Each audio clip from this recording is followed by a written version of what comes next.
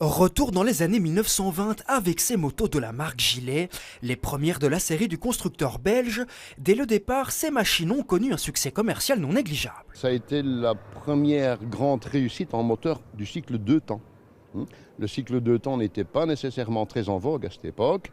Et Gilet et son ingénieur Armand Laguez ont mis le paquet pour développer un moteur de temps très performant et très fiable. Au fil des années, la marque évolue et propose de plus en plus de modèles, sport, cylindrés inclinés, pour l'armée, grand public et même colorés.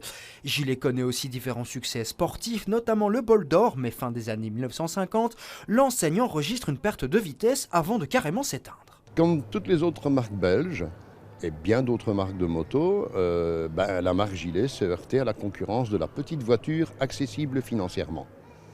Donc ça a été le déclin progressif et les grosses machines de prestige comme celle-ci ont totalement disparu au profit des petites utilitaires qui, elles, étaient un peu moins chères quand même que les voitures. Aujourd'hui, ces modèles sont exposés sur le site d'AutoWorld, de quoi ravir les visiteurs. Certains sont connaisseurs, d'autres simplement curieux. Ça fait 2 heures, 3 heures que je suis là.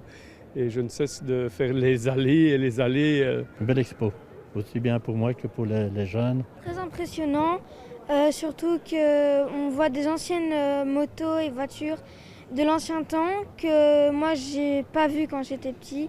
Et l'ensemble des 90 machines mises à l'honneur sont issues de collections privées. C'est plusieurs collectionneurs, des grands, des petits. Il y a des gens qui amènent une moto, des gens qui amènent beaucoup de motos, peu de motos. C'est une espèce de symbiose qu'on a dans les amateurs de gilets. Il y en a qui n'aiment pas du tout les gilets, il y a des gens qui n'aiment pas les amateurs de gilets, mais bon. Et ça marche et ça colle très bien. Avis aux amateurs, l'exposition se déroule jusqu'au 7 novembre et un livre y sera dédié.